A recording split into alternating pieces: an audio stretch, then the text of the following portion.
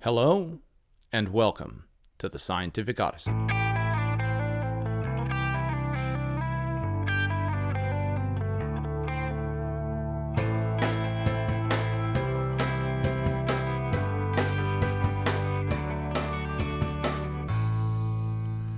The Scientific Odyssey is a many-part journey into the history and philosophy of science. My name is Chad Davies, and I'm the writer, host, and producer of the podcast, where we consider the ideas, processes, and results of over 2,500 years of scientific inquiry and discovery. Series 3, Finding Our Place, Episode 52, Interview with Dr. Todd Timberlake.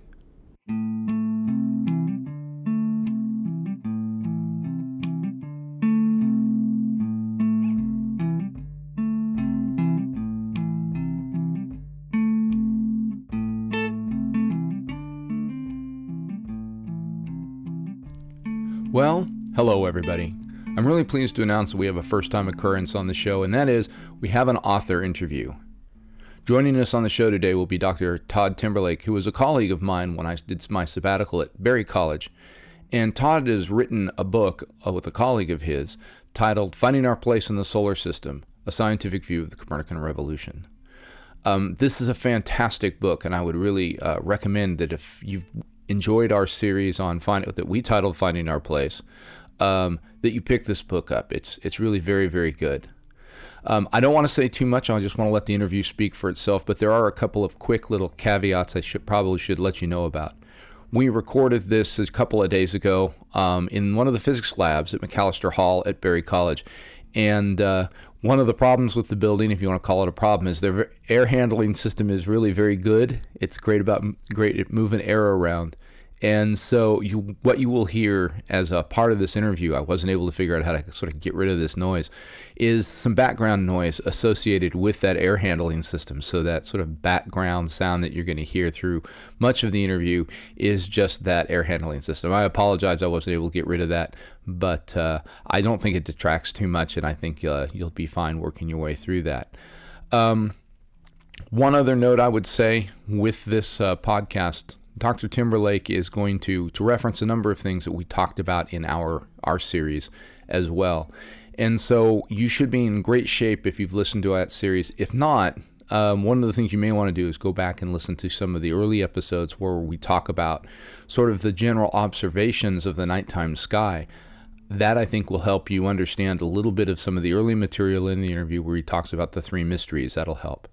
Finally, as Dr. Timberlake will mention at the end of the episode, one of the great things about this book is that it was developed in conjunction with a course up at Berry College that Dr. Timberlake teaches. I've had the pleasure, in fact, to sit through that entire course. It was really very good. And those of you who may be doing astronomy education may find it really useful to read the book, not just for its historical value or its value in philosophy of science, but also as a potential teaching resource. He's going to use it as a textbook in his course, and the book's laid out well to do that. And he's got a bunch of material in the appendices that will help with that, especially if you want to add some mathematical background and context. And he also has a number of computer simulations he's written in Java to support that material. So you can certainly go out, there's a link in the preface of the book, you can go out and look at those materials and see about whether you want to use those. They're very good, and I think they're really, really quite helpful for understanding some of the things that are going on in this episode. For those looking at picking the book up, it will be available March 28th, I'm told, through Cambridge University Press. You'll be able to get it through all the general or normal book outlets, in electronic format on that date, so Amazon, Barnes & Noble, what have you. But then also you'll be able to pick that up in a bookstore in time. At the 28th release date, of course, is when the book will be released in England, as that's where Cambridge is. And so it'll take a little while for them to ship the book across the pond, as it were. So be on the lookout for that, but it's a great, great resource, and I like to go ahead and get into the interview and the material so that you can sort of appreciate Dr. Timberlake's way of looking at things. So without any further ado, Dr. Todd Timberlake.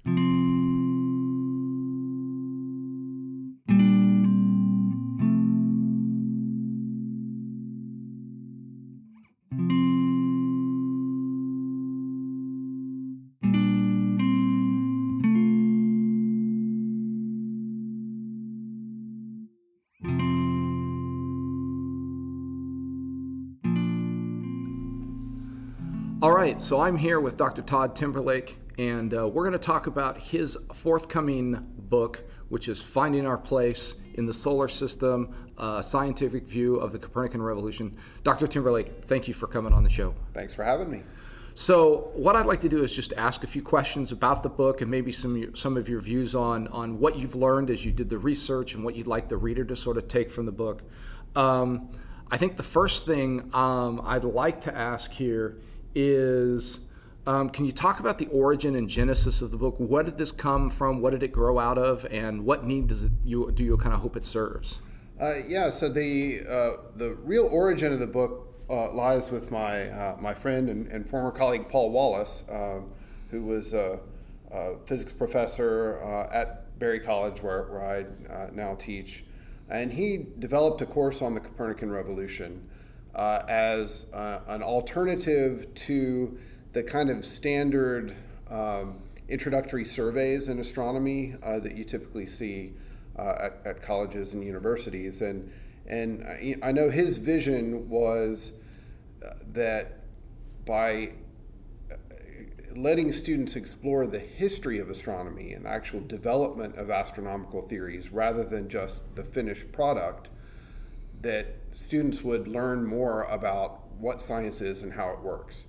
And so this was a course that was really directed towards an audience of, that are not future scientists. So, humanities majors, business majors, future elementary teachers, that kind of audience.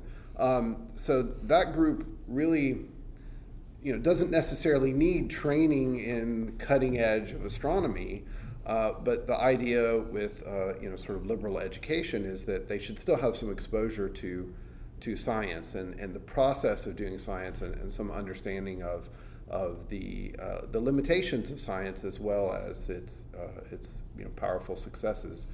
And so Paul developed that course, taught it for a few years at Berry, but then he made a decision to move on to a new phase of his career, actually went to seminary and left his position at Berry. And I was kind of left with taking over the teaching of astronomy. And I was really fascinated by the course that Paul had developed. And I thought it was exactly the right thing for this audience of students who are not science majors, that what they really need is to understand the functioning of science rather than all the details of the finished product of science.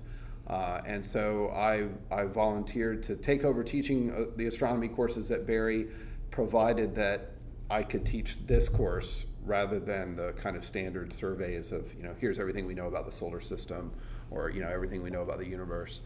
I really enjoyed teaching the course. I developed some new materials, especially some computer simulations and some activities for teaching that course. And just the more I taught the course, the more interested and kind of deeper my passion became for this subject of the history of astronomy. And so eventually I had the opportunity to take some of the materials that Paul had developed, but also some new materials that I had developed and turn it into this book. And so the book is really intended for that same audience that the course was intended for. So it's really not geared towards scientists. I hope that scientists, astronomers will find it interesting. But my hope is that it's going to be of interest to a wide audience of people who want to know more about how science functions. Okay. You mentioned in your previous answer, and just in a couple of places in the book, you talk a little bit about how number of individuals never get a chance to do the things that professional scientists get to do because they're not trained and they're not going to do those things, but that they can understand that process of scientific inquiry through a study of the history of science, or in this case specifically the history of astronomy. Can you talk a little bit more about how you think that kind of an approach is useful? Yeah. I mean, I absolutely think that the best way to learn how science works is to be a scientist. But not everybody gets that opportunity. I'm very thankful that I have had that opportunity. But we don't really want the world filled with scientists. There are other important things that people need to do. Right. And it's okay to do stuff that's not science. But if you're interested in science, but you're not yourself going to be a science, I really think that learning the history of science is the best way to do that, because the history of science shows you science in action. Right. I mean, what you often see in science textbooks, and even in a lot of popular writing on science, is really just the end product. Right. That, okay, here are the things that we figured out. But that in itself is not science. Right. Science is not a collection of information or a collection of facts.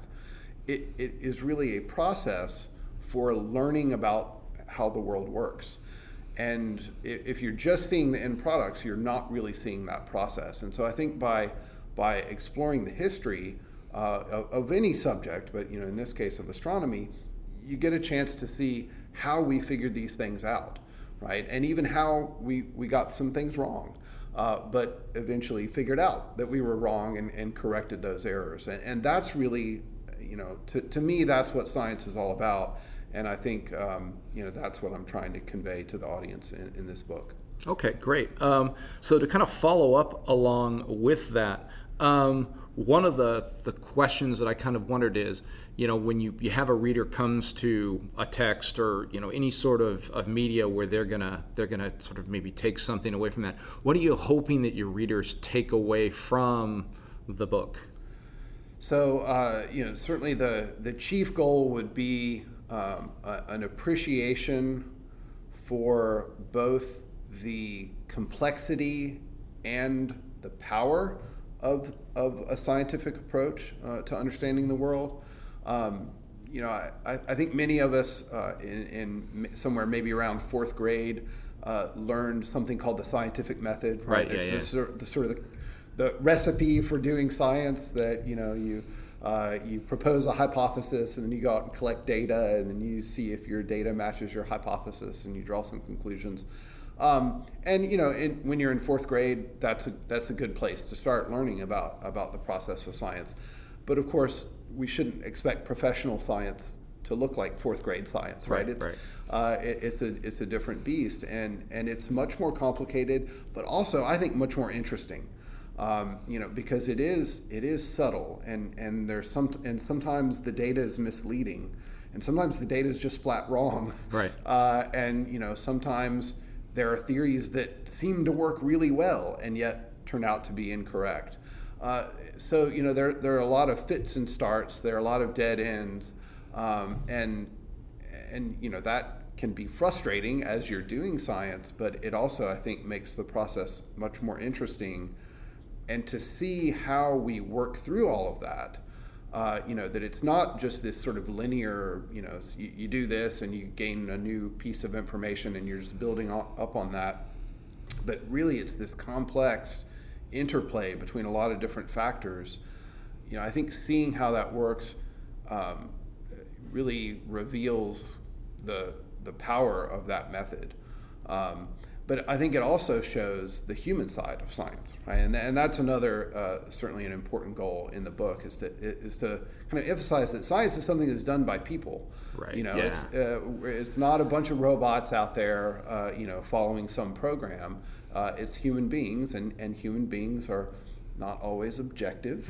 Sometimes we do things for reasons that in hindsight may not be good reasons, but the amazing thing is that because science is this collective process, that it's not just a bunch of individuals, but it's a community of people who are communicating with each other and critiquing each other and supporting each other. That collective process allows us to kind of overcome some of our individual foibles and actually produce reliable scientific knowledge. Right. And so, that's definitely something that I hope comes across in the book. And I would say, another thing that I hope to achieve is a real respect for what ancient astronomers were doing. Right. That that I think there can be a tendency to say, oh, look at them, they got it all wrong.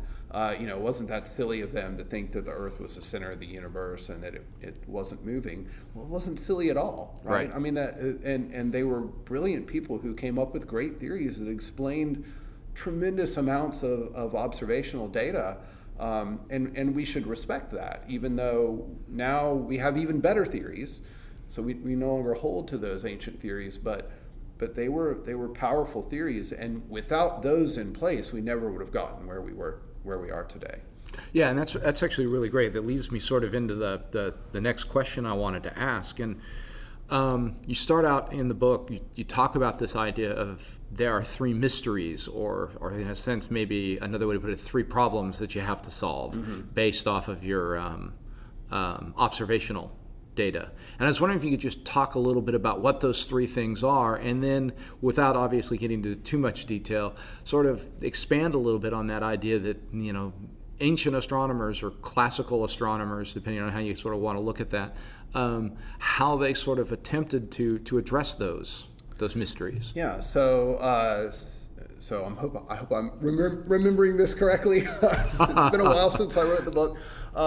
The three basic mysteries are, first of all, that things move across our sky. Right.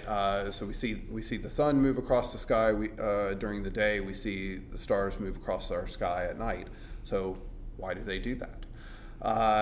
The second mystery is that all these things don't move together, right? And in particular, careful observation reveals that the sun does not track exactly with the stars. It mostly does what the stars are doing, but although the stars seem to move as kind of a fixed group, the sun actually moves relative to the stars, and so do some other things, in particular the moon and the 5 visible planets.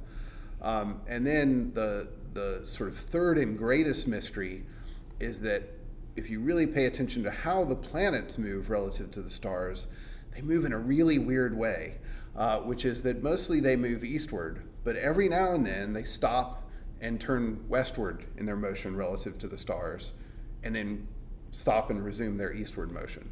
And so that kind of zigzag pattern is just really unexpected. Right. Yeah. We don't know who initially discovered it. It was known from possibly from prehistoric times, certainly known to the early Babylonians. But it had to have just been a remarkable reaction to that discovery, because it is not at all what you would expect going into that observation. And it really sort of one of those things that makes trying to come up with a model a lot more complex task, right? Yes, absolutely. The motions of the planets are really hard to model mathematically. And the first really serious attempt to develop a mathematical model for planetary motions was done by Eudoxus, ancient Greek astronomer. And he had this brilliant theory. I still am amazed at how he could visualize this combination of basically spinning spheres that are attached to each other that managed to produce something that kind of looked like the motion of the planets. I've built computer simulations of this, and it's hard enough to visualize it when you've got a computer simulation to work with, but how he was able to picture this, I have no idea. But that model was really only able to reproduce some qualitative features of the motion of the planets, and it really could not be used to quantitatively predict the positions of the planets relative to the stars in an accurate fashion. And that's an important point to make, is that Eudoxus's models are really clever, they're really complex, they're mathematically brilliant, but they don't stand up against that test against real observation, right? Right. And and in Eudoxus's day, it's not clear how big a deal that was, right? Because one of the things that I try to get across in the book is that people do science because they have some particular goal in mind, right? There's something they're trying to explain or predict, and it's not clear at that point if people were really trying to get accurate predictions of planetary positions relative to the stars. Right. And so maybe a qualitative explanation of the kind that he could provide was perfectly fine. But at some point after that, there's an influx of observational data from Babylonian astronomers into ancient Greece. And at that point, it becomes a serious problem that basically the ancient Greeks realized that the Babylonians were doing a better, centuries before were doing Right. a better job of predicting some of this stuff than the Greeks could do. So they seem to have accepted that as a challenge and decided that, hey, we need to get into this business of accurate prediction. And then it's really with astronomers like Hipparchus and later Ptolemy that they start to develop these really accurate models, which include things like the deferent and epicycle, where the planet is spinning around on a little circle, which in turn is being carried around on a larger circle around the Earth. And it turns out with those models, you can get really accurate predictions of the planetary positions, essentially as accurate as their observations Right. were. And that's a key point here, is the fact that they are limited in their observational accuracy, and so their models only have to get to the point where they can explain up to that point, and that's going to be one of the important things that'll change down the road. Right. I mean, in ancient Greek astronomy, if you're a tenth of a degree off, you're doing pretty well. Right. I mean, I'm not sure how many people realize how small a tenth of a degree is, right? Yeah. I mean, it's, that's really tiny.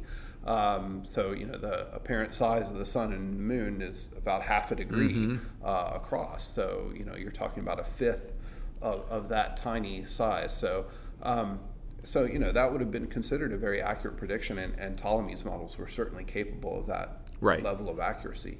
It's really not until much later when more precise instruments are developed, and then particularly with the advent of the telescope, that we're able to realize that that level of accuracy isn't quite good enough. Right. And in some ways, what's amazing is that we are actually able to go beyond that level of accuracy before the invention of the telescope.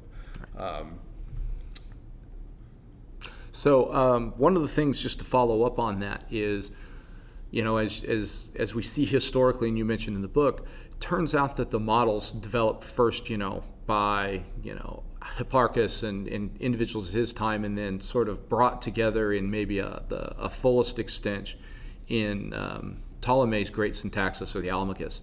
Is the model's extremely durable, I guess, for lack of a better term, right?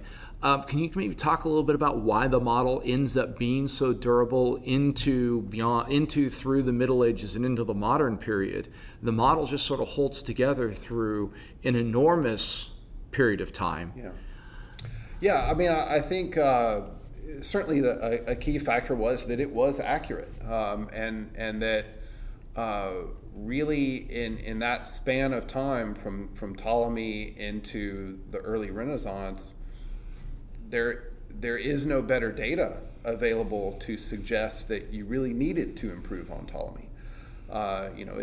It did the trick.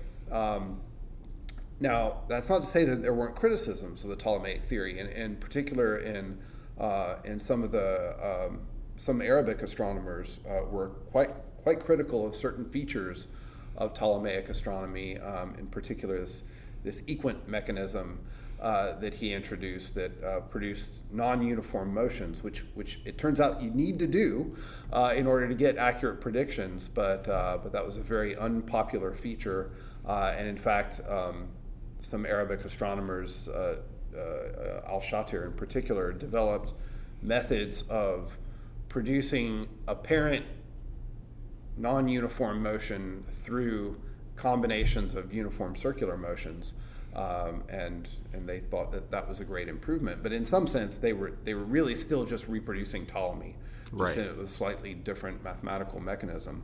So yeah, I mean, I think one of the reasons it was so durable was that it was good enough for the purposes that it was being used for, and it could also be improved upon without being changed fundamentally.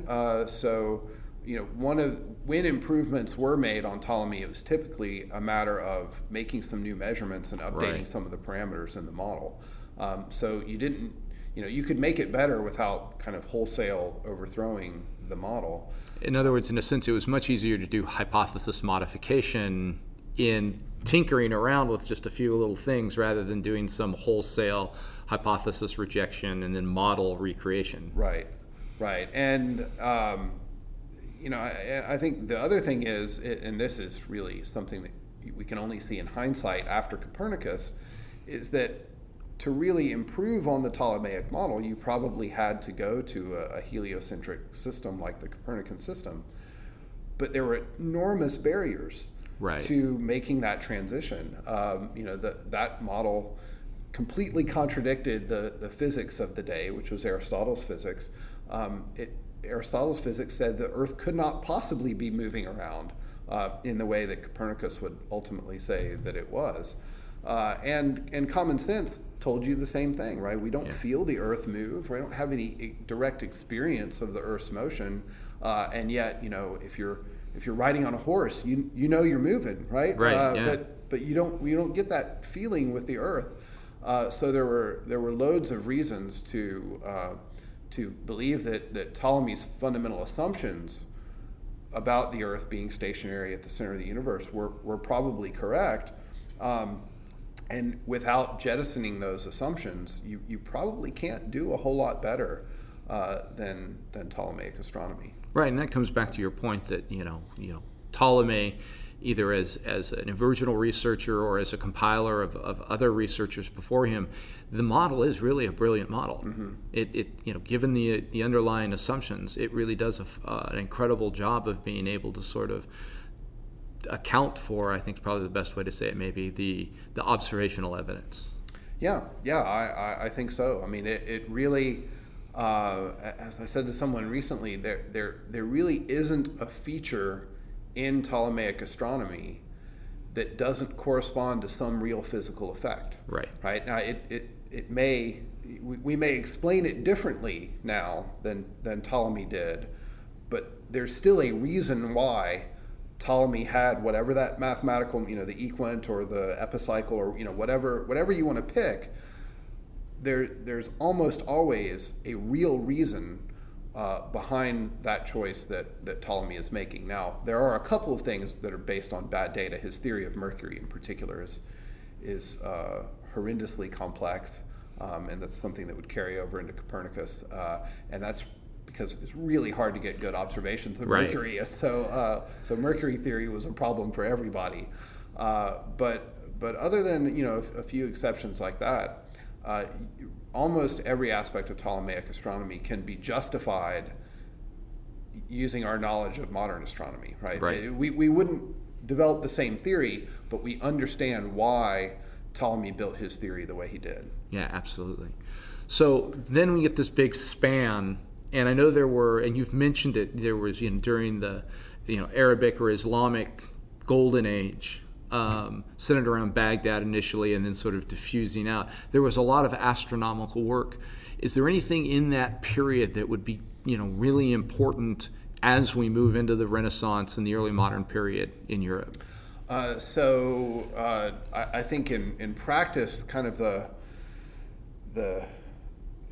things we might point to as highlights now are features that Copernicus ended up adopting. Right. So in particular, I mentioned Al-Shatir earlier, who develops this, method of producing something that behaves like Ptolemy's equant, but doesn't have the non-uniform motion, and so that is a feature that Copernicus adopts.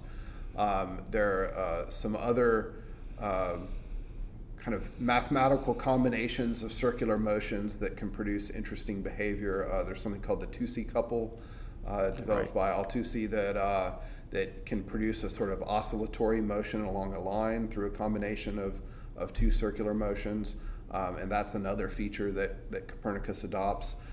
We're not actually sure how Copernicus learned about these things, but it's possible that he developed them independently, but it seems much more likely that he probably heard about them, likely during his time as a student in Italy, Right, yeah. where some of that work was actually coming in and being translated. So I think in terms of the kind of mathematical details, those would probably be the two highlights.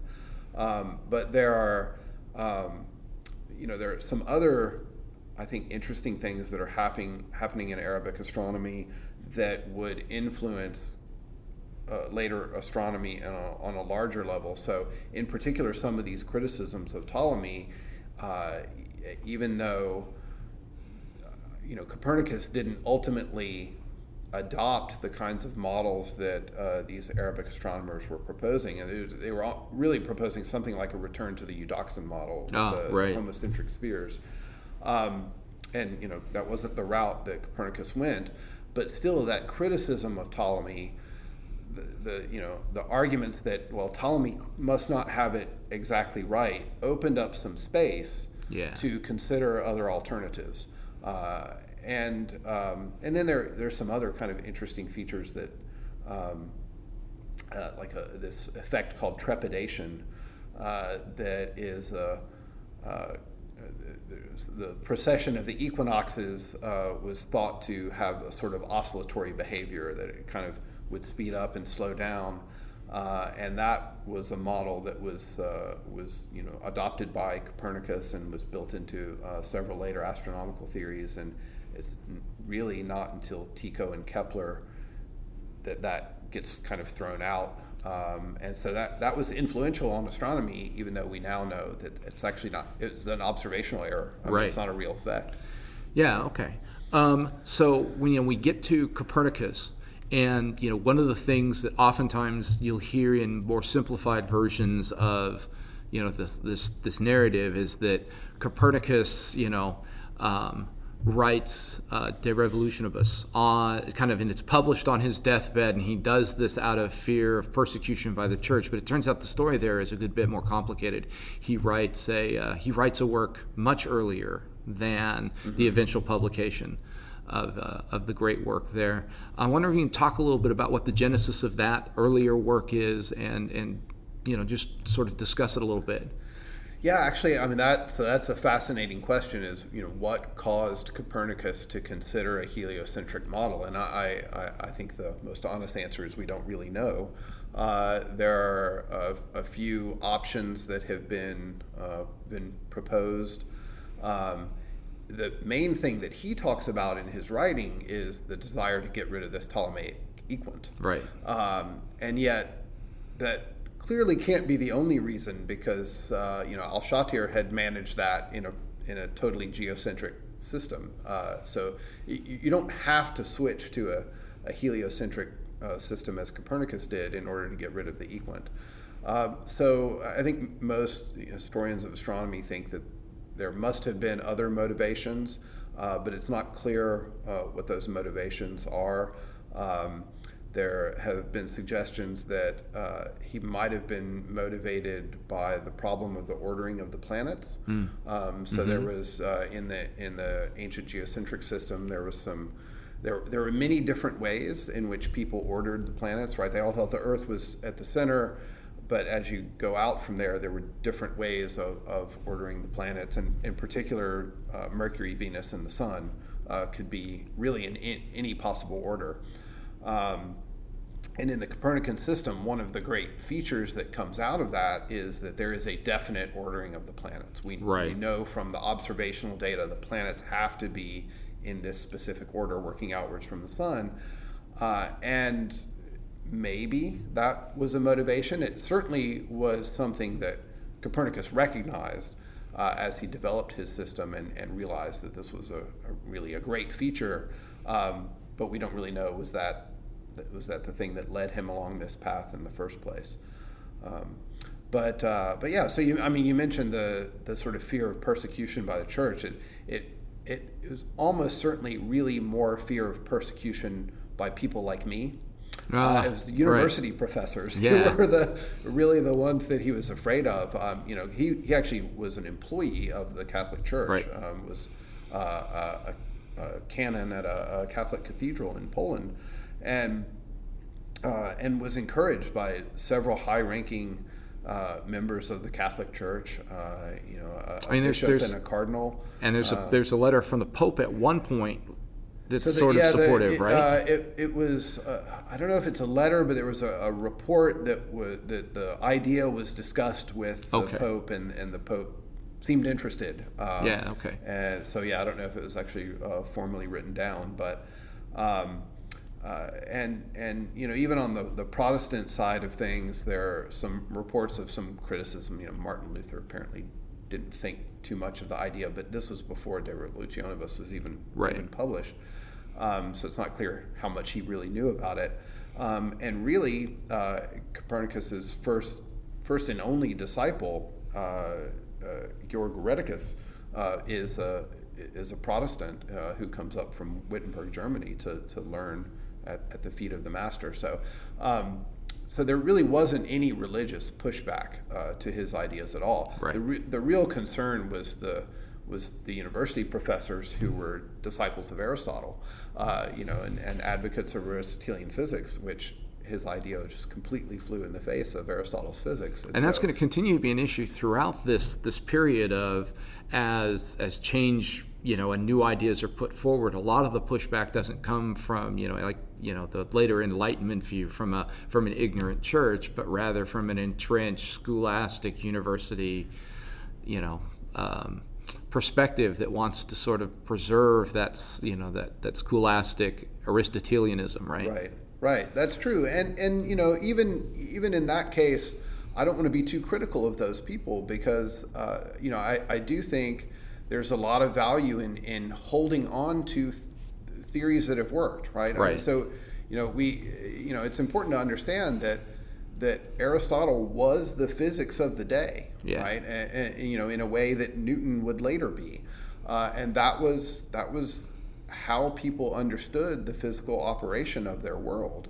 And so to propose a theory that completely goes against that, there should have been pushback, right? I mean, that really is, it's an appropriate part of the scientific process that we want our scientific theories to fit together, right? We're trying to make sense of the world, and self-contradiction among our scientific theories is not a good way to make sense of the world. So it's appropriate that pushback existed, and of course it's human beings. So some of the forms that pushback took, and some of the ways that criticism played out were perhaps not as in the way that we might like.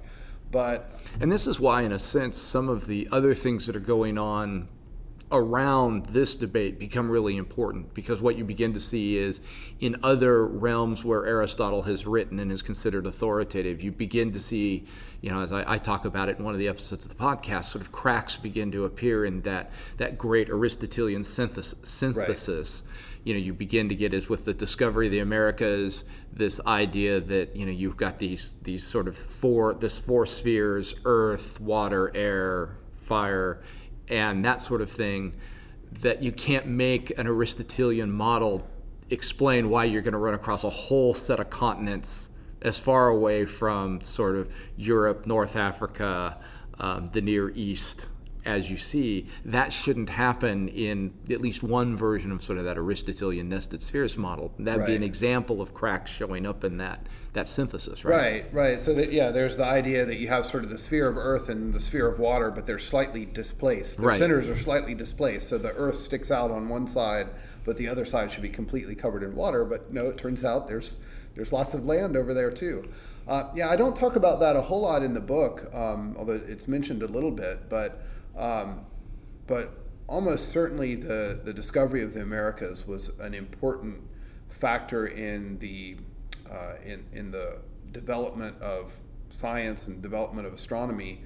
Again, as you say, it opened up some space for criticism of some of these long-standing theories, and once people realized that no, actually we can we can do better than even the ancient Greeks. I mean, there was a tremendous respect for antiquity at that time, and again, I think appropriately so. The ancient Greeks really did some amazing things, but perhaps there was a little bit too much reverence, and the discovery of the Americas really did kind of open up some space to say, well, they didn't get everything right, so maybe we should start poking our noses around in some of these other things and seeing if we can maybe do a little better than them in other fields like astronomy.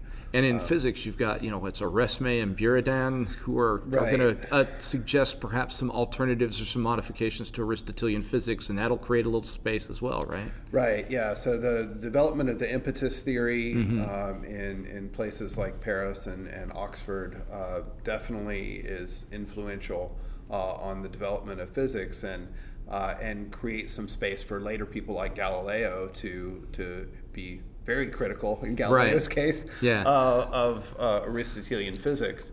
And that's one of the things that I think is really interesting about this story is the way astronomy and physics were fundamentally separate disciplines. And I'm glad you mentioned that, because I wanted to talk a little bit about that. Yeah, and I mean, to me, it's really fascinating how separate those were in antiquity and into the Renaissance, because nowadays that we see them as just so fundamentally interlinked. I mean, my undergraduate major in college was physics/astronomy. It was like a just combined thing because it makes so much sense to have them together.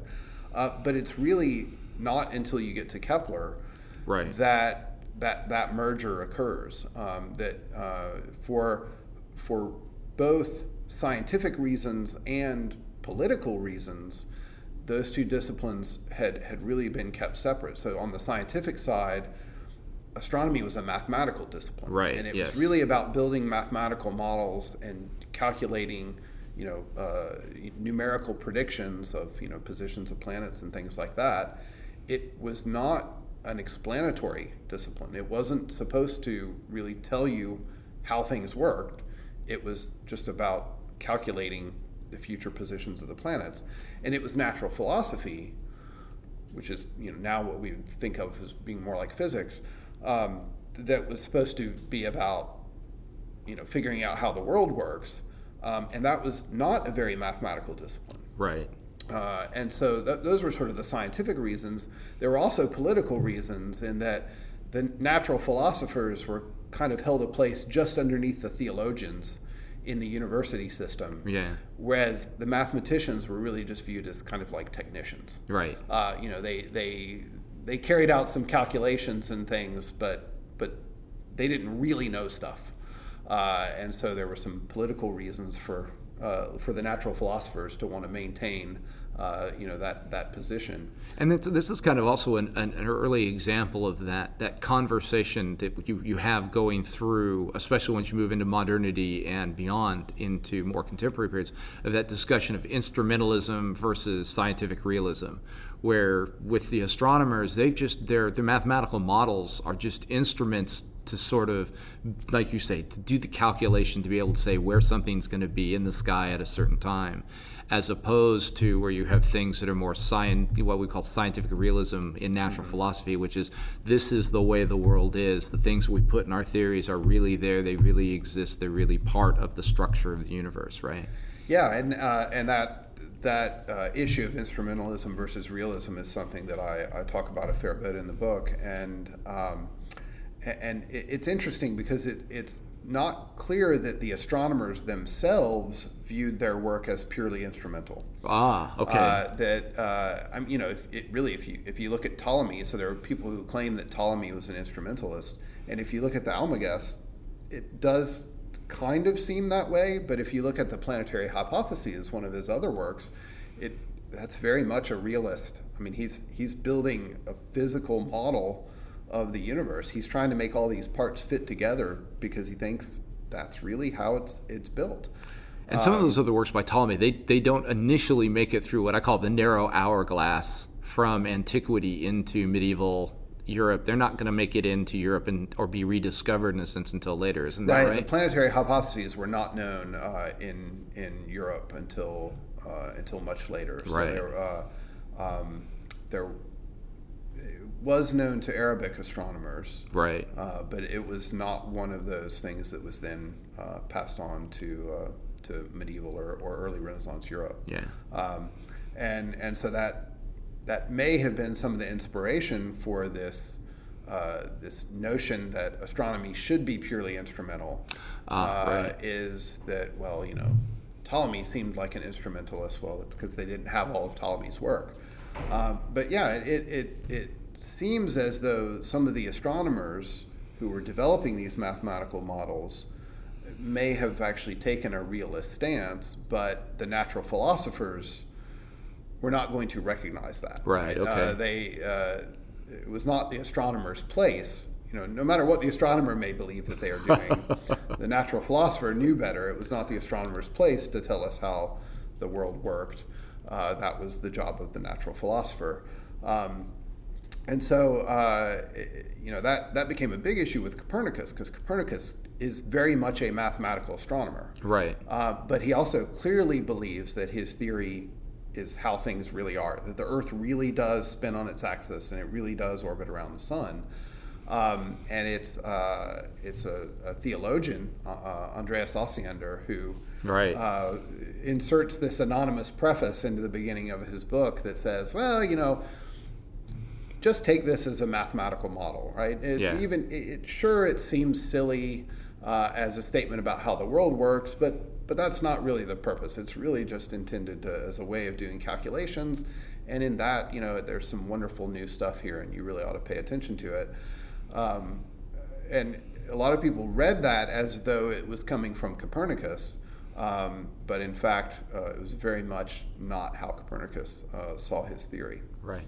And at at the point where the first edition of Copernicus's work is published, of course, Copernicus is on his sickbed in the last few days, or Right. perhaps even on the last day of his life, depending on which version of the story Right. you ascribe Right. to. It there. sounds better that way. Yeah, So. absolutely.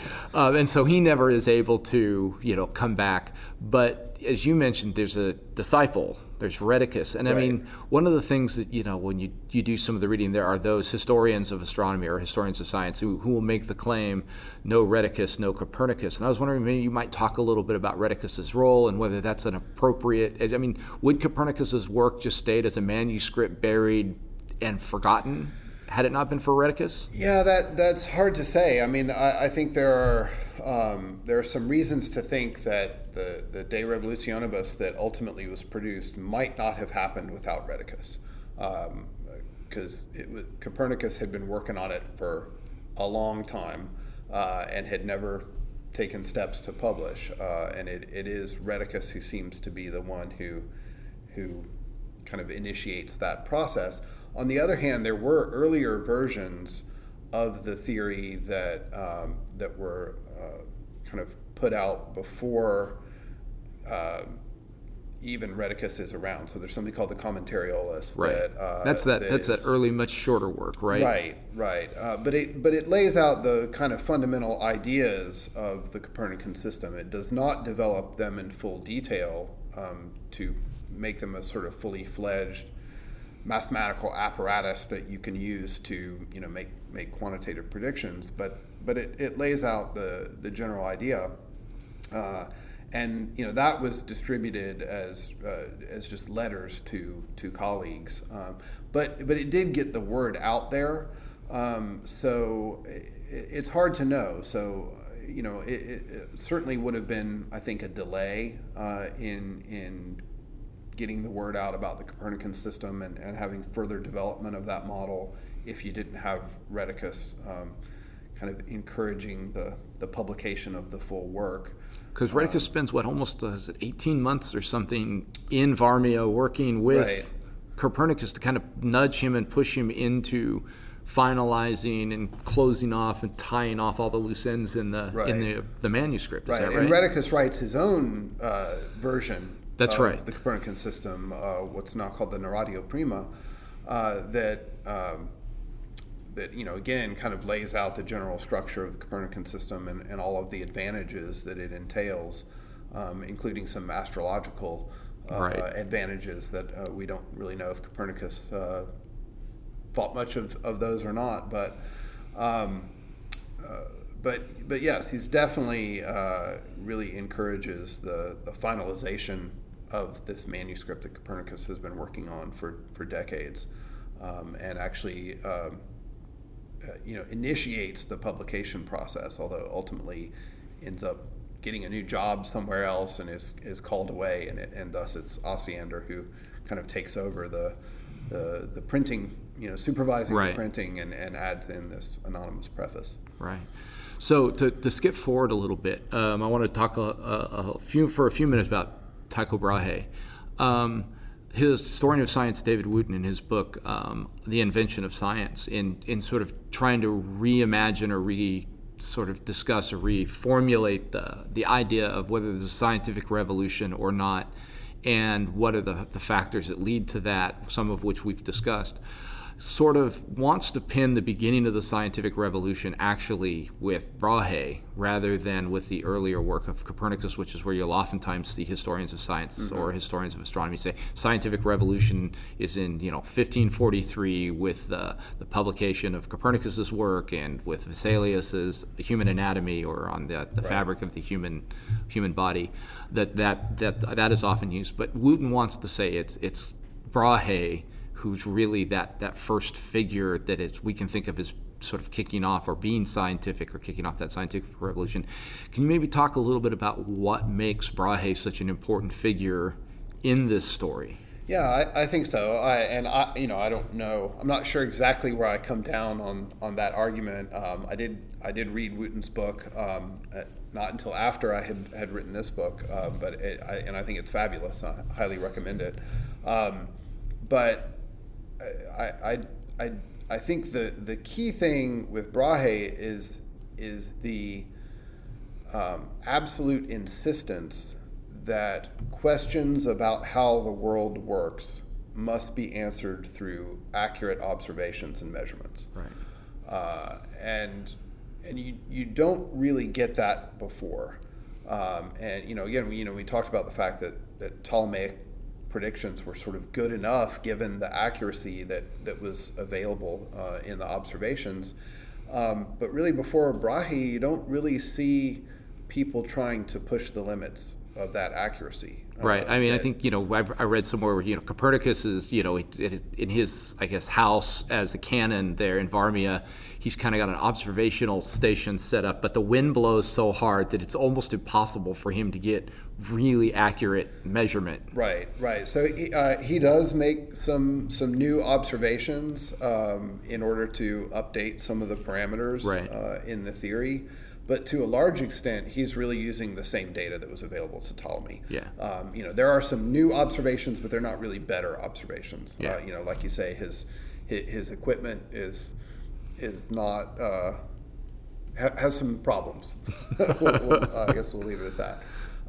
And it's really Tycho who says, no, we can do better. And to some extent, that push seems to have been motivated by his observation of what we now know as a supernova, that the appearance of a new star that was shocking in the Aristotelian framework, because new things weren't supposed to happen in the heavens, right? It was sort of fixed and permanent, unchanging. Absolutely, all composed of this sort of single celestial ether, which doesn't kind of mix and combine with other things, and so it has this permanence to it. And yet here was this new star that lasted for a while and then faded away. And Tycho set out to measure the parallax of this object. So basically, to see, if you view it from different angles, does it appear to move around?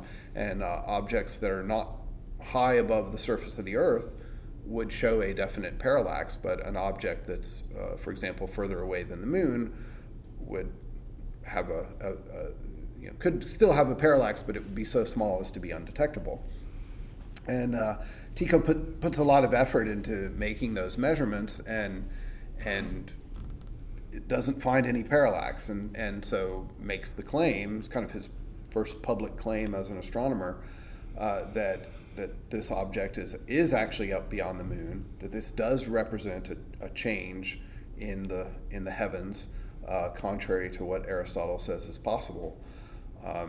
And this is a first major example of someone taking mathematical astronomy and making a very strong claim about natural philosophy as a result. Okay, right. A very strong criticism against natural philosophy, and so I think that's why Wooten picks up on that instance, and Tycho's later work, which extends that, is that it really begins to break down that barrier between astronomy and natural philosophy, and it's Tycho's work and the way he is able to improve the accuracy of the observations through developments of new instruments and kind of literally bigger and better instruments. Some of his the first example of really big science. Right, and also employing teams of observers, making observations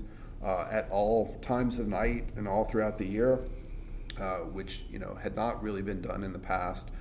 And just gathering tremendous amounts of high quality data, and then really making these very strong arguments that data can then answer questions about natural philosophy in a way that had not been done before. And so it's that kind of merger of this mathematical approach with natural philosophy that in some ways does launch what we would view as modern science. And so I think there's a case to be made there.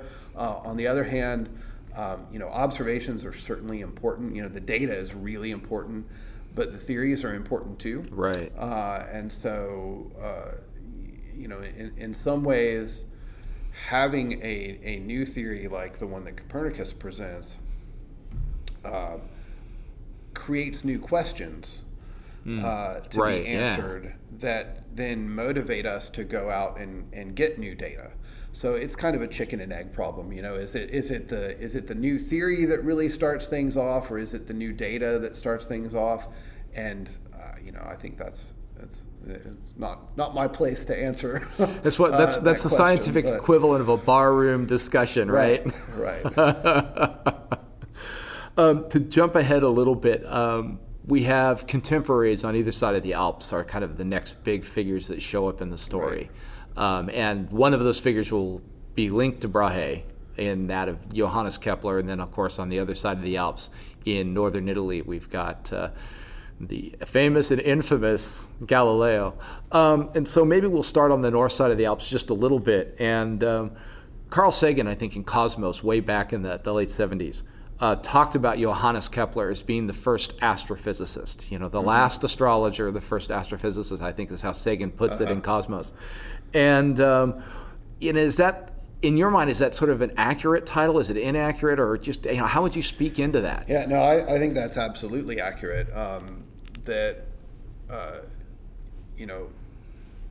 Brahe does open the door to giving mathematical astronomy a place at the table in discussions of natural philosophy, but he still generally accepted the natural philosophy of the time. So he would have argued, yes, there can be change in the heavens, but he still accepted a sort of a geocentric structure and the basic Aristotelian physics. What Kepler does is to try and take Brahe's precise, detailed observations, combine that with mathematics, but also to combine that with physics, right? And he's mostly using Aristotelian physics. He doesn't really develop a totally new physics, but he applies Aristotelian physics as it had been used to explain terrestrial motions, and he moves that physics into the heavens, right? In Aristotle's physics, when we look at motions on the Earth, Aristotle would say, well, things move because something is pushing them. And if we if we have a cart full of hay and we want to move it from one place to another, we attach it to a horse, and the horse pulls the cart, and that's why the cart moves. But that idea had not really been applied to celestial motions, right? There are really not any discussions about celestial forces, and what are the things pushing these celestial objects around. In the model by that point, you almost have this sense of motion in the heavens is just eternal and unstoppable in a sense. It's going to go on for eternity or until God turns the universe off or whatever. Right. There's no sense of once the motion is initiated, there's anything that needs to continue driving it. Is that right? Right. So and there were different takes on how celestial motion came about. There are some models of these sort of transparent celestial spheres that are spinning around, and the planets and stars and so on are attached to these spheres, and the spheres just naturally rotate because it's in their nature to do so, and so they're going to spin forever. There are others who argued that there weren't these celestial spheres, but that it was just the planets were sort of independent bodies, but again, it was just sort of in their nature to execute these motions, or perhaps there was some sort of angelic guiding spirit that was kind of guiding them around. But there's no discussion really of physical forces being involved in pushing the planets around or the moon around or so on, until you get to Kepler. And Kepler basically realizes that if you take the Ptolemaic equant model, but you transform it as Copernicus did into this heliocentric theory, that things move faster when they're closer to the sun and they move slower when they're further away. And to his mind, that makes sense if there's a physical force coming out of the sun that's producing that motion, that force is going to diminish with distance. And he's definitely influenced by the work of Gilbert on the magnet, and understanding how magnetic forces work and that they diminish with distance and so on. So and it turns out Gilbert's work, which is oftentimes never talked about in these contexts, is actually pretty influential across this whole conversation. Isn't that right? I mean, the fact that he can, Gilbert first describes, in some detail, action at a distance kinds of forces through magnetism and all of that turns out to be pretty influential, right? Right. And I think it opens up this idea of applying this notion of physical forces to lots of new categories of things. And Kepler definitely, jumps on that and views the motion of the planets as something that is caused by the sun through the action of a physical force. And so in that sense, absolutely, he is the first astrophysicist. We would now say his physics was totally wrong. Right. But he was still combining physics and astronomy in a way that had never been done before. And I mean, his work of thinking about these forces as diminishing over distance, that's going to be influential towards Newton down the road as well, right? Right. So the way Kepler is thinking about forces is not the way Newton will eventually think about them. And Newton will have the advantage of your other person that you want to talk about, of Galileo's work, in understanding that maybe Aristotelian physics isn't the framework that we should be using. So Kepler is using that framework, and in that sense, he gets the details of the forces wrong, but the notion that it is a physical force that has something to do with the sun, that is governing the motion of these bodies that are moving around the sun, that definitely carries over to Newton and is of tremendous importance. Right. So now jumping across the Alps, let's talk a little bit about Galileo. Galileo is an enormously controversial figure for a whole lot of reasons, not just associated with his life, but the way later groups will interpret this story, in the Enlightenment and trying to deal with, in the French Revolution and the role of the church and all of that, and how the philosophers want to interpret that and reimagine or retell the Galileo church story in a way that assists them. So I kind of want to and it's still happening today. Oh, there absolutely. Are new interpretations of Galileo coming out all the time. Right. So, but I kind of like to set some of that aside so we don't kind of end up in the weeds over there. But let's talk a little bit about Galileo's contributions. Let's first talk about his physics. I think once when we had a conversation, you kind of talked about this idea that perhaps you can think of Kepler maybe simplistically, but in a sense of taking the physics of the earth and pushing it out into the heavens, whereas Galileo maybe takes the physics or something like that of the heavens and but they're both from a different perspective trying to unify physics between realms. Is that right? Yeah, I think that's true. Galileo does that less so with the motions in the heavens. In terms of celestial motions, he mostly sticks with the system as Copernicus had explained it. He never adopts the new astronomy that Kepler comes up with, which is based on elliptical motions rather than circular motions. And he doesn't really talk much about forces operating in the heavens the way Kepler does, but he does look at the nature of celestial objects as being not fundamentally different from the nature of terrestrial objects. Right. So the planets and the moon and so on are physical objects that are similar in many ways to the Earth in Galileo's mind, which was very different from the way Aristotle viewed it. There was a fundamental divide for Aristotle between the celestial region and the terrestrial region, down to the level of the type of matter of which objects were composed. Right? The celestial objects were composed of this pure ether, and terrestrial objects, earth, air, fire, and water.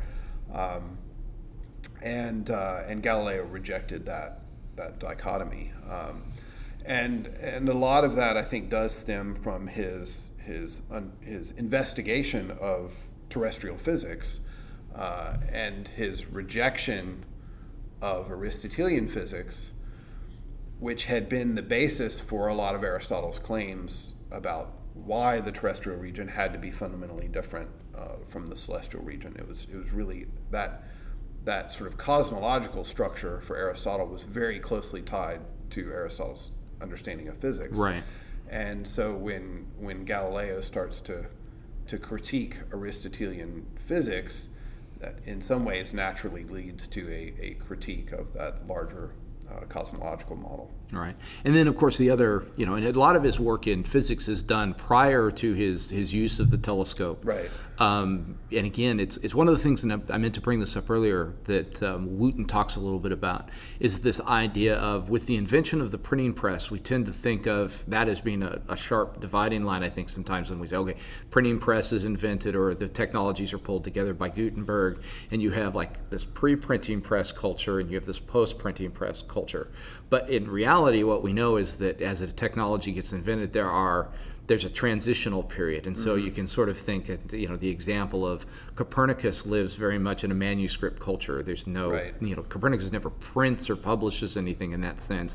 All of his stuff is, handwritten, and he's passing manuscripts around between friends or writing letters or such. Whereas Rheticus very clearly comes from publication culture. Rheticus throughout his life is doing everything he can to get things printed and published and in the hands of printers and get the financial resources. At one point, I think he starts his own printing press. Kepler will do the same thing later on. So you have this divide, but you almost get the sense that Galileo, earlier on, his work, what is it, De Motu, or On Motion? Right. It's very much, again, a manuscript kind of thing. Yes. But it's once he gets the telescope, points it up, he begins to realize it's very, very important to get that in print. Right. And so can you talk a little bit about why his astronomical work, which is it's almost becomes sort of the flashpoint in the conversations, why that's important in the conversation? Yeah, I think it's important for a couple reasons. It's important, sort of scientific and political reasons. So it's important scientifically because he is able to provide a lot of direct evidence through his telescopic observations that the heavens are very different from what Aristotle said they were. So in a sense, he just widens those cracks dramatically. Absolutely. Yeah. So the most dramatic thing being the discovery of the moons of Jupiter. Certainly unknown before the telescope, and here are these brand new objects that Aristotle had no idea was there, right? So even in some ways even more dramatic, right, than the discovery of the Americas. Right. Yeah. Right. He's discovering entirely new planets. Right, and initially they were thought of as planets. Then Kepler would later reclassify them as satellites. But that's a major new discovery, and the fact that they're orbiting around Jupiter. Right, they're not their primary motion is not around the Earth. It's around Jupiter, and so that seems to contradict the Aristotle's notion of how the physics of the heavens ought to work.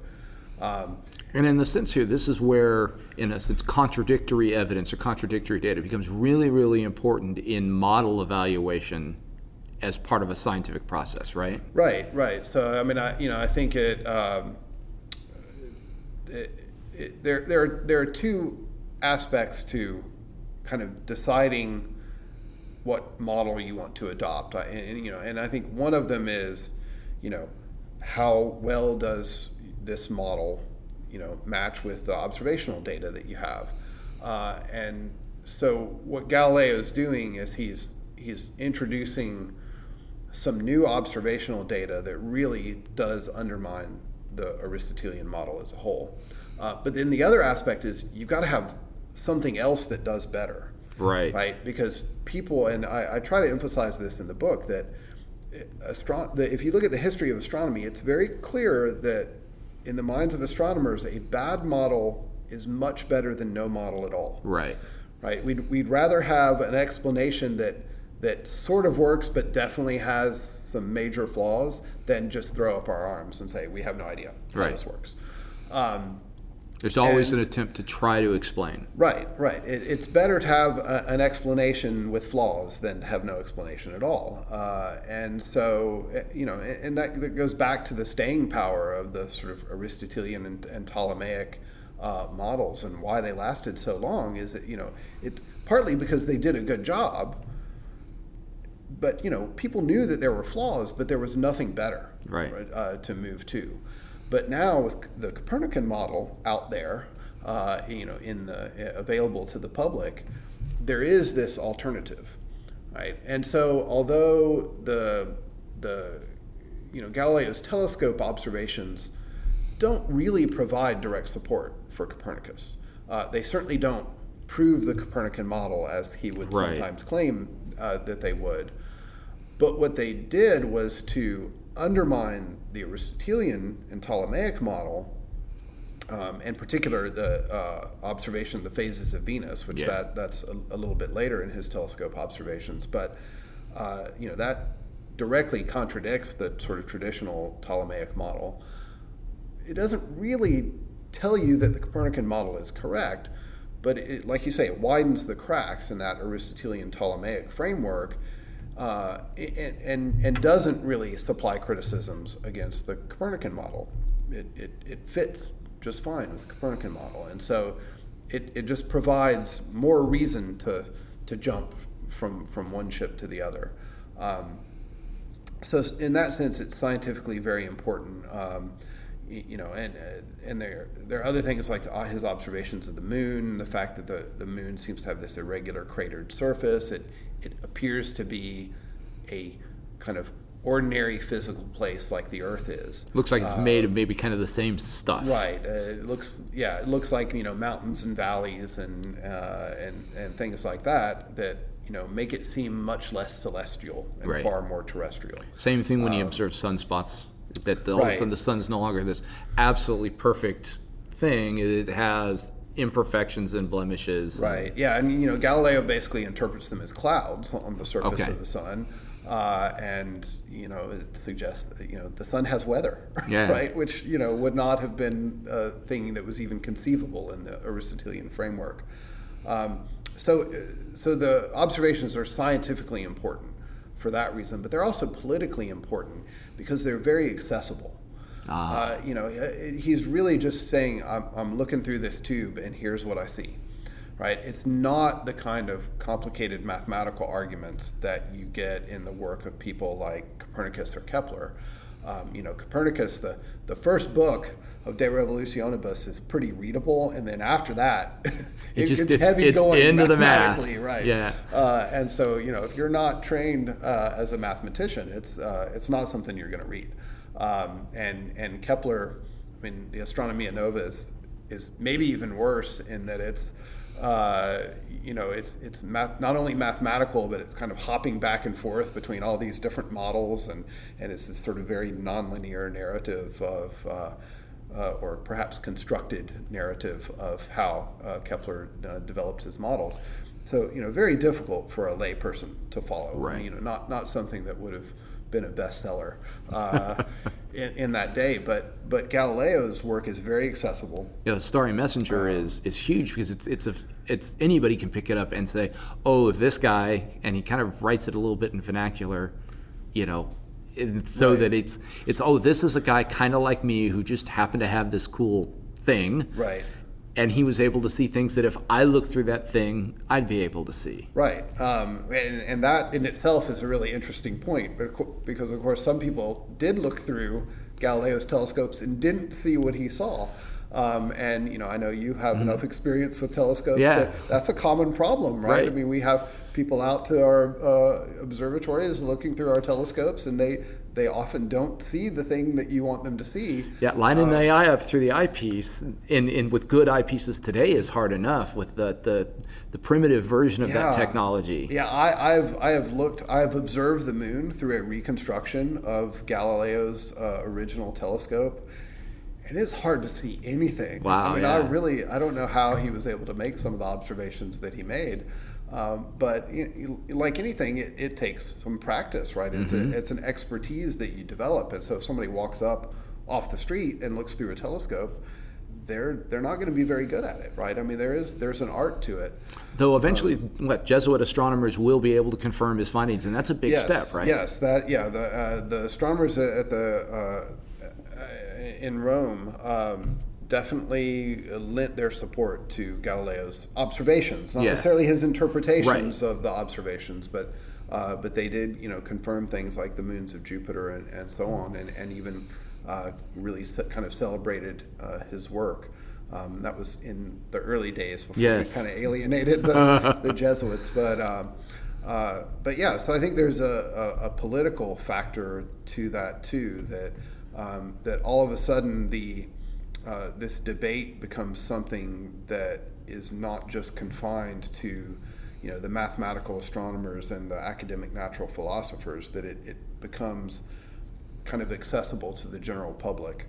Members of the educated public, right? The members of the clergy, parish priests, local nobility, because he names the moon the Medicean moon, so he gets the plum position as the that's court the other mathematician. Political aspect, right? Is he gets a new job out of it and better pay, and doesn't have to teach those pesky classes anymore. Students, right? But yeah, I mean, the Grand Duke there isn't going to be all that interested if he's just noodling around in some obscure mathematical theory. But the fact that he has discovered these new worlds, that brings great honor onto the house of Medici. Right. If this guy's now working for you, and that's where this really goes from being just the academic problem or academic discussion or issue into something much bigger, right? Right. And I want a goal in the book is to have readers see that science takes place in this larger human setting, right? And that there are factors like that not only influence individual scientists, but can even exert influence on kind of science as a whole, as a cultural activity. Right. And I think that's important. That the emphasis of the book is definitely on the science and the development of the science, but science is a human activity, and we need to recognize it as such. So I guess the next figure I want to jump to just for a minute, because there's this transition, Kepler's going to die in 1630, Galileo's 1642, and our next figure really isn't going to, our next major, what I call lighthouse figure in a sense, isn't going to step on the stage for a few years. But there are important discussions and developments in between, Galileo and then the trial later, obviously, and Newton's work. And Christopher Granny writes the book Setting Aside All Authority. Right, about Riccioli. And I'd like you to talk just a little bit about, Riccioli is a great example of an individual who will never accept Galileo's conclusions, but, we don't want to just say, well, this guy obviously is an idiot or he's not a good scientist or anything like that. So I'd like to talk, if you have a few minutes, to talk a little bit about Riccioli's work and how a person with his education and with his background would continue to hold on to a geocentric model. Yeah, so I think one important factor to recognize is that the discussion, by the time you get to Riccioli, the discussion is no longer between Ptolemy and Copernicus. Right. Yeah. It's really a discussion between the Tychonic model, which has the sun, the Earth is sitting still at the center, but the sun is orbiting the Earth, and all of the planets are orbiting around the sun. And as you point out in your simulations, will produce exactly the same geometrical configurations that the Copernican model will. Right. So it's really, in some ways, the Tychonic model is simply the Copernican model as observed from the Earth. Right. Which, of course, is what we do, right? Yes. We are observing from the Earth. And so in terms of positional astronomy, it works just fine. And it's only the issue of how it works physically that becomes a serious problem. And at that point, although Galileo has jettisoned Aristotelian physics and has proposed his own new physics, he hasn't yet extended that.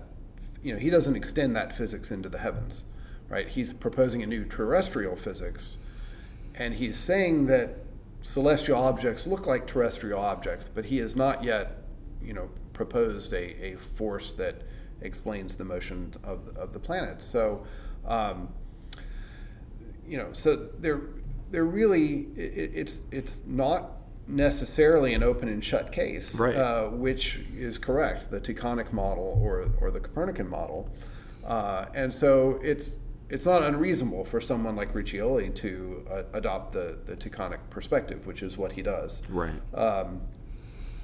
And yes, it's clear that he was a very good scientist. Did very careful measurements on falling bodies, and changed his mind, right, as we would kind of want a good scientist to do. Changed his mind in response to the data. Initially, he didn't believe that objects would fall with a constant acceleration, that the distance would be proportional to the square of the time, as Galileo had claimed.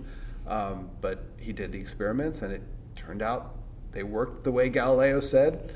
And they were really very rigorous experiments, much, in a sense, more rigorous than what Galileo himself had done. Is that right? They were, and they were more direct. So Galileo didn't really study falling bodies directly, even though he ultimately makes claims about how falling bodies will behave. He's working with balls rolling down ramps and things like that. Right, is doing these sort of modified experiments to kind of draw out the time, because measuring small times was very difficult to do accurately.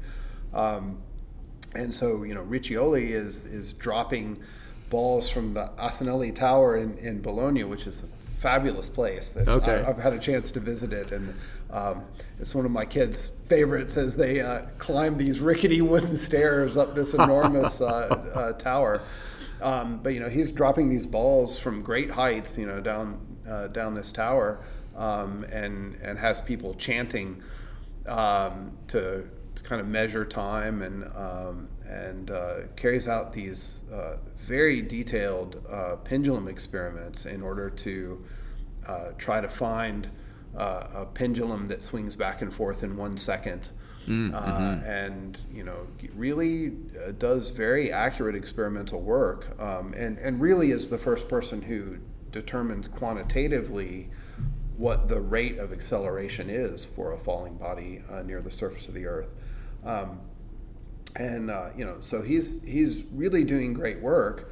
And his, even on the astronomy side, his criticism of the Copernican theory is at that point in time an entirely valid criticism, which is that Copernicus explains some of the back and forth motion of the planets as really being just an artifact of the Earth's motion. Right. Right. What we're really seeing is our own motion projected into the heavens.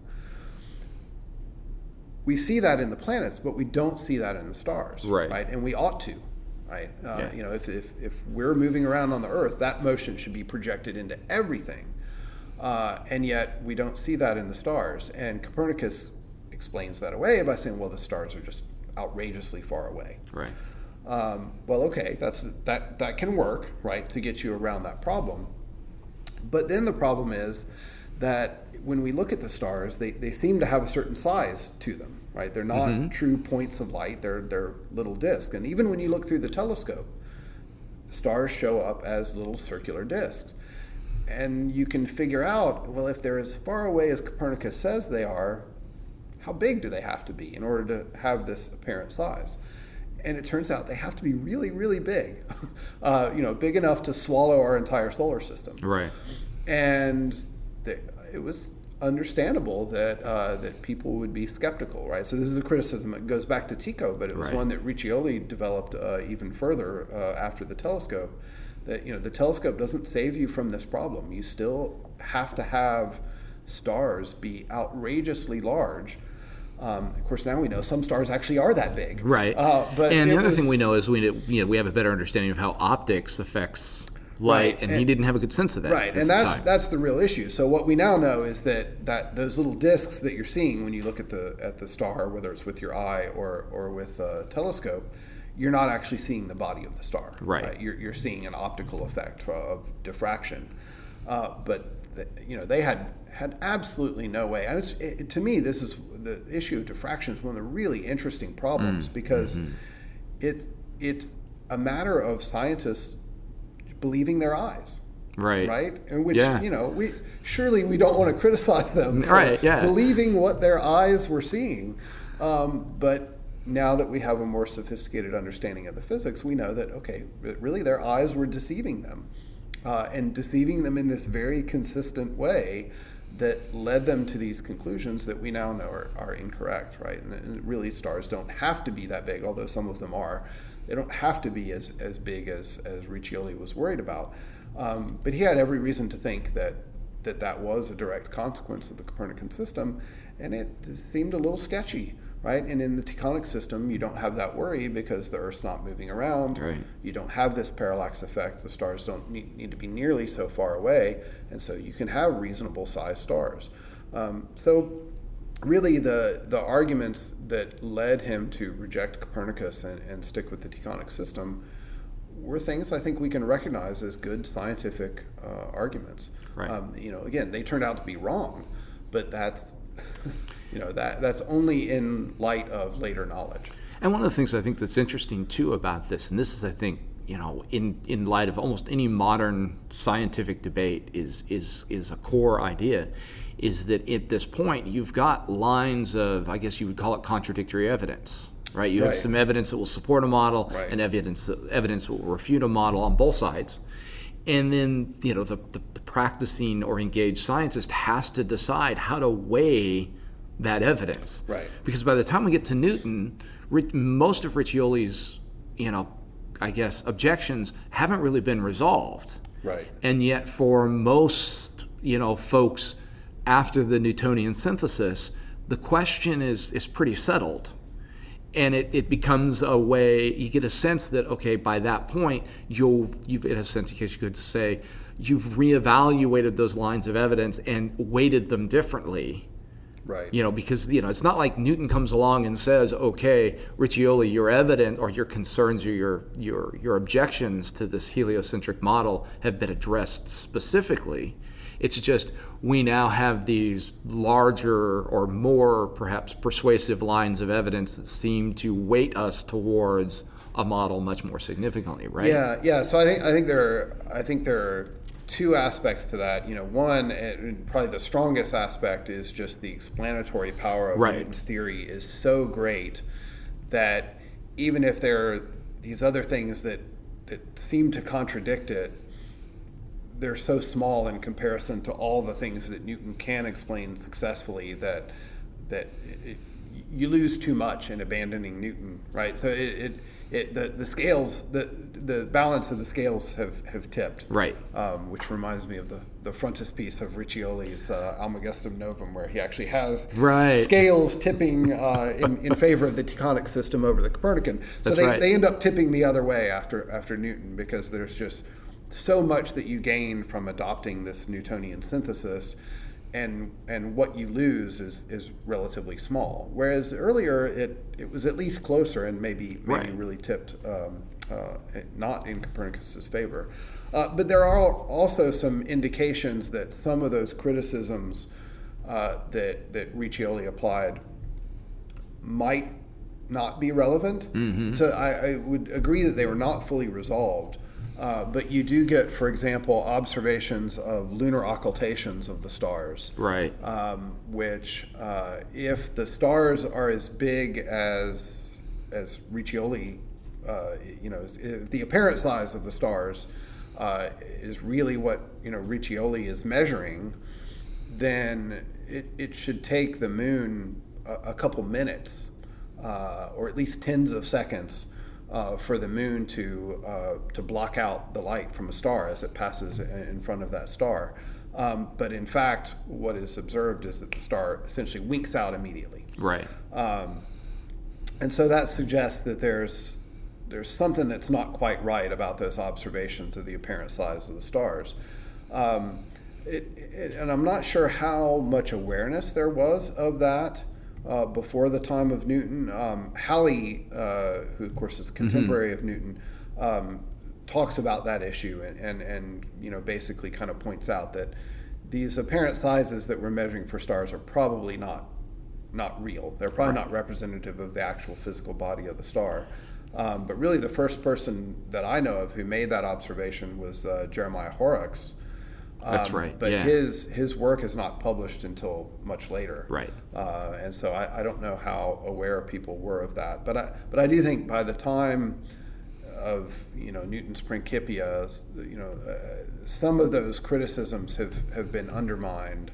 Again, not fully resolved, but at least shown to maybe be questionable. Sure. And then again, you just gain so much from Newton that it's hard to resist. And I mean I think when we talk about the process of science, that's an important thing to understand is that I in my mind today I sort of think of the example of climate change and some of the criticisms, and when you get this explanatory model that does such a fine job of explaining so much, when you have small things that don't quite add up yet, and you're not sure why, there will be those individuals who might focus on, well, you haven't resolved these things, so the whole theory has to be wrong. Whereas the scientific community, you're going to say, wait a minute, this does so much right that we've got to be so far along down the right path here that we'll resolve those smaller things once we get more information or more data. But there's a sense where there are individuals who are always going to focus on those smaller inconsistencies and suggest that they abrogate any explanatory power that the broader model or theory has. Yeah, and I think it's sort of an issue of letting the perfect get in the way of the good. Right. That, when you've got a theory that's getting 95% of the stuff right, you probably want to hang on to that theory, even if there's that 5% that you're not quite sure about. That actually reminds me of a discussion in my course on extraterrestrial life that I'm teaching, where we talk about the UFO phenomenon and the fact that you have all these UFO sightings. The vast majority of them are easily explained. Right. Somebody saw an airplane, or they saw Venus, or there was a lighthouse off in the distance or something. But there are whenever there has been studies done of the UFO phenomenon, there are always a few instances where people just, there doesn't seem to be a good explanation for what people were seeing. And so do you focus on those few things and say, oh, well, it must be extraterrestrials? Right. Or do you say, well, we can explain like 99.9% of this stuff without extraterrestrials. That last 1/10% is probably also not extraterrestrials. But, at the same time, maybe worth looking into more. Right. And so, I think the same is true with climate change. Should we be trying to do a better job of understanding those few discrepancies in our models? Absolutely. But we do that with more science, right? Not by closing our eyes and ignoring the 99.9% that it seems to be doing the job pretty well. I think that's definitely something that you see in the history of astronomy, that there are always some things that we can't quite fully explain, and we carry forward with the stuff that seems to be working well, and also try to figure out those last few things. Right. So as we kind of move towards the conclusion of the interview here, you mentioned earlier in the interview that one of the things in the book is a conversation about the individuals. And so I kind of guess, as you've gone through your research, did you find any examples or anything in your research that just, when you looked at the individuals, you just found tremendously compelling? And was there a figure you really felt like you found that you identified with in a significant way as you went through your research? I think Kepler is, for me, the most fascinating character in this story, and a lot of it has to do with his scientific work and this vision of unifying astronomy and physics, and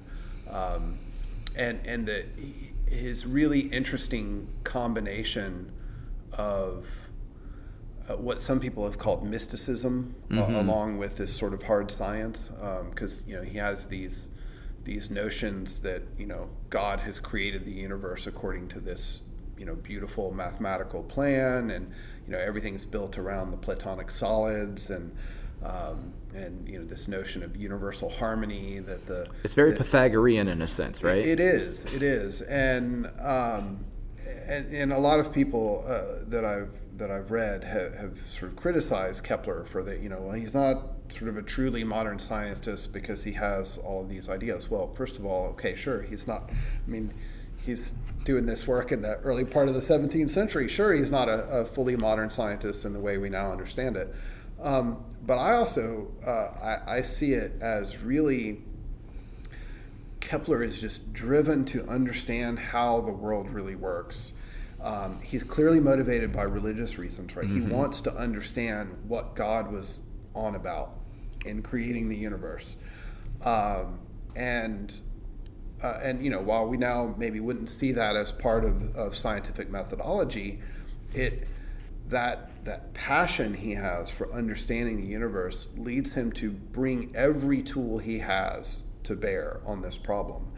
And when you look at education at that time, what people learned about was musical harmony, the mathematical astronomy, geometry, and arithmetic, right? Those were the sort of the mathematical disciplines, and that's all. Like, every one of those tools comes into play in a big way in Kepler's thinking, right? It's kind of his sense of a grand unified, a drive towards a grand unified theory kind of thing, almost, yeah. Right, and I don't know, I find that fascinating that, he's really trying to bring all of these tools to bear on this fundamental problem. And, we can now say in hindsight makes tremendous progress, although we would look at a lot of his work and say, oh, well, we're just going to brush that aside. But there are these few nuggets that he really got right. A little bit like Newton's alchemy or something, or his biblical prophecy. So, but it was, for Kepler, it was all part of a whole, and I find that really fascinating. But he's also fascinating just as a human being. The times that he is living in, Germany during the 30 Years' War, and the experiences that he went through of being multiple times being chased out of cities because he was Protestant and refused to convert to Catholicism. Or that he was excommunicated from Lutheranism because he wouldn't condemn the Calvinists on a specific theological point. Right. And the kind of integrity that he maintains as a human being throughout that process, and the fact that while all this is going on, he can write a book called The Harmony of the World. Yeah. Is just amazing. It's clear that he is someone who had this kind of practical life of needing to pay the rent and having a wife and children. As many of his children die, one of his wives dies.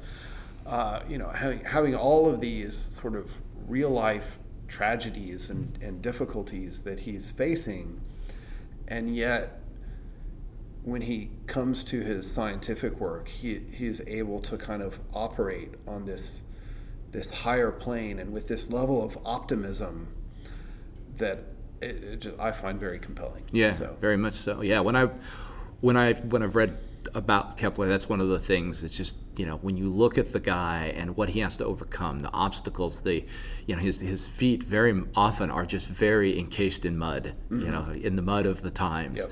And yet somehow he can find it within himself to rise above. And a lot of times in the narrative, you don't necessarily get the sense, but the fact that he establishes and keeps so many relationships, whether it's in Prague, for a while or later on, where he is conversing with so many people on what seems to be, a very high and, like you say, optimistic level, even as he's going through what are incredibly brutal and tragic times. Mm-hmm. And then, of course, there's the whole story of him having to deal with the witchcraft trial of his mother, right. And the parallels of that to what's going to happen across the Alps with his contemporary, though I guess not colleague so much, Galileo, in the fact that they're both going to undergo trials where they're showed instruments of torture and that right. sort of thing. There's some interesting parallels there. Mm-hmm. So, I guess as we wrap up here, there are two questions I want to ask. The first is kind of in the final analysis, what are you hoping the reader gets out of the book? Yeah, so I think just an appreciation for science would be one thing, right? The fact that, first of all, science is really hard. Yeah. Right. It is. Getting these definite answers is really, and I don't mean hard in that you got to do a lot of math or whatever. Although, yes, sometimes that's true, but it's just really hard even to know whether you're right or wrong. Mm-hmm. And that it takes a lot of effort and a lot of work, and it's not something where I know our conversation has focused a lot on sort of the big geniuses, right? Right. Yeah. But the lighthouses, right. in the story. Yeah. But one thing, and certainly a lot of the book focuses on that too, because these are people who made tremendous, fundamental contributions. But I talk a lot about other people as well who are going to be less well recognized names, and I think it's important for people to realize that science really is this collective thing that we have to do together, right? It's not the genius sitting at home, right, coming up with the grand new theory. It really is something that happens as a community effort. And sure, different people make different levels of contributions, but there are important contributions that are made by a wide variety of people, and it has to be that way because it really is a challenging problem to understand how the world works, right? There are all kinds of ways it can go wrong, and we need to all be working together and helping each other out in order to make sure we stay on a productive path. So I think that's an appreciation for that is something I certainly hope that readers get out. But I also hope that seeing how this process takes place, and how people are driven by curiosity to figure these things out. I hope that sparks curiosity in readers as well, and that they'll want to go out and that this won't be the last astronomy book that they'll read. That it'll spark their interest, and people will want to go out and learn more, because they see not just like, oh, hey, here's this really interesting result, but they see the passion that drove people to figure this stuff out, and I think that can be inspiring in a way that I don't know if the bare facts can be inspiring in that way. So I think people can draw inspiration from some of these scientific figures of the past. Yeah, absolutely. And I guess as the final question, is there anything that we haven't talked about that you want to talk about having to do with the book or the subject matter? I don't know, I guess maybe one feature of the book that I'd like to mention is we've touched several times on issues of sort of the nature of science and philosophy of science, and that is something that I've tried to emphasize. So I'm trying to tell the story of how it all played out, but also trying to kind of draw some conclusions from that about how science works, and right. That this is an example of science in action, and we can kind of extract from that some insights into how science functions. And so really at the end of each chapter there's a section where I try to kind of go back and reflect on, okay, well, let's look at what happened in this chapter. What are some insights that we can draw about how science functions? And it's not intended to be really anything new. I mean, I'm not a philosopher of science. I'm not proclaiming some new great insight, but I do think that it is helpful to have illustrations of some of these factors in the philosophy of science, and to be able to talk about a particular scientific story and then point to specific aspects of that, right. And say, this illustrates this particular aspect of the nature of science. I think it's been helpful to me as a teacher. I hope it's helpful to readers who want to understand the functioning of science.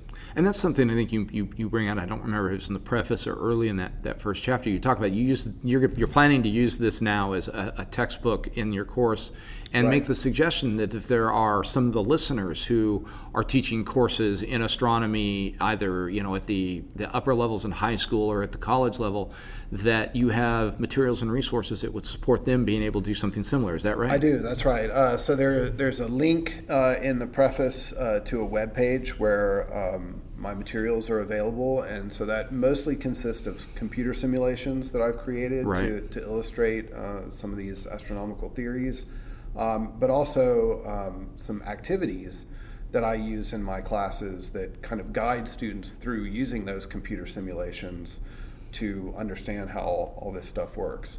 And I would love to see people. Of course, selling more books is great. So if they adopt it as a textbook and and are having their students buy copies, sure, that's wonderful. But I'd love to see people using my materials, even if it's just they're gonna maybe take this particular simulation or this particular activity, and they're not going to build their whole course. They're not going to use my book as a textbook and build their whole course around it. But maybe there's some piece of that they could drop into the astronomy course that they're teaching. That would be great too. And all the simulations and materials are all available for free on that webpage. So I encourage anybody who might want to use them to go check that out. All right, and again, of course, our listeners, can go out there if they feel like they just want to play around with some things to get a better sense of sort of those visualizations. I know some of our listeners will really like that. Yeah, absolutely. I do think if you're reading the description in the book and you think you're following it, but you're not sure how all the pieces fit together, then going and grabbing one of those simulations and playing around with it on the computer can be a great way to get some a real visualization. There are a lot of diagrams in the book. It's pretty figure heavy, which I think is helpful. But not equation heavy, which is also helpful. Well, right. Except so in the appendices. The equations are relegated to the appendix. That's a concession that when I use it in my class, my students won't get to take advantage of that. They'll be forced to deal with the math. But I think there's a lot that can be conveyed without really having Yeah. to get into the calculations and the equations. And so that was certainly something that I tried to do. But yeah, to be able to visualize some of that, a static picture can help, but a computer simulation that's dynamic and it's moving around and is showing you multiple views at the same time and is even interactive, where the user can make some changes to what's going on.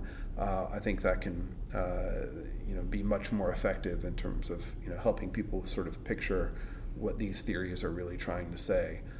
So I definitely encourage people to take advantage of those. All right, well, great. Really enjoyed the conversation. Thanks for taking the time to come on the podcast, and we look forward to the book coming out. Well, thank you very much. I'm looking forward to it too. All right, great.